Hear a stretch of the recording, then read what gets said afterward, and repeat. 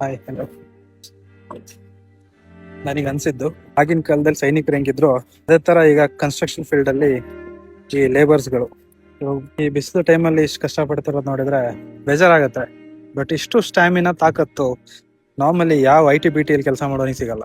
I will show you. ಈ ಬಿಸಿಲಲ್ಲಿ ಈ ತರ ಕೆಲಸ ಮಾಡ್ತಾರೆ.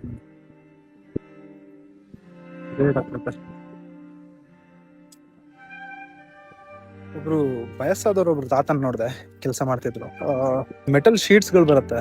ಸೊ ತುಂಬಾ ಹೆವಿ ವೇಟ್ ಇರುತ್ತೆ ಅದು. ಅದನ್ನ ಪಾಪ ಕ್ಯಾರಿ ಮಾಡ್ತಾ ಇದ್ರು, ಒಂದ್ ಕಡೆಯಿಂದ ಇನ್ನೊಂದ್ ಕಡೆ ಸಾಗಿಸ್ತಾ ಇದ್ರು. ಕೈ ಕಾಲೆಲ್ಲ ಶಿವರ್ ಆಗ್ತಾ ಇದೆ, ನಡಕ್ತಾ ಇದೆ. ಆ ವಯಸ್ಸಲ್ಲೂ ಕೆಲಸ ಮಾಡ್ತಿದ್ದಾರೆ.